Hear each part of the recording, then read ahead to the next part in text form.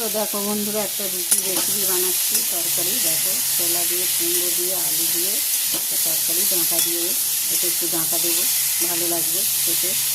তো দেখো, আমি প্রথমে কড়াতে 5 ফোড়ন দিয়ে দিয়েছিলাম, তারপর শুকনো লঙ্কা একটা দিয়ে দিয়েছিলাম, তারপর একটা তেজপাতা দিয়ে দিয়েছিলাম, দিয়ে কুমড়ো আলুটা দিয়ে দিলাম, তারপর দিয়ে দিলাম ছোলাটা দিয়ে, এটা একটু নুন দিয়ে চাপা দিয়ে ভাজবো।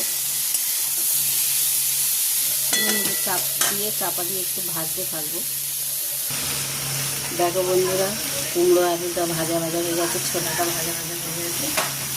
এবার দেখো ডাঁটাটা দিয়ে দিলাম। তরকারিটা খেতে কিন্তু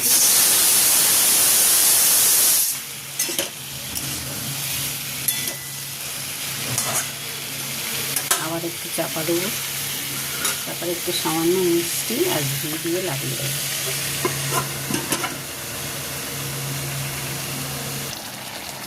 দেখো বন্ধুরা, তরকারিটা পুরো রেডি হয়ে গেছে একদম। এবার নামানোর আগে দেখো এই গুঁড়ো মশলাটা দেবো। এই গুঁড়ো মশলাটাতে দেওয়া আছে শুকনো লঙ্কা, ধনে, জিরে দিয়ে গুঁড়ো করা, খুব টেস্টি হয়, খুব টেস্টি খেতে। তোমরা এই তরকারিটা বানিয়ে করে খেয়ে দেখো, খুব সুন্দর লাগবে। দেখো বন্ধুরা, ছোলা, কুমড়ো, আলু, ডাঁটা দিয়ে একটা তরকারি রেসিপি তোমাদের দেখালাম, হয়ে গেছে, নামিয়ে নিয়েছি। দেখো, এটা খেতে কিন্তু খুব সুস্বাদু হয়, তোমরাও খেয়ে দেখো। আর গুঁড়ো মশলাটা অবশ্যই দিও। ওতে আছে জিরে, ধনে, শুকনো লঙ্কা, তেজপাতা আর গরম মশলা একসাথে ভেজে গুঁড়ো করা।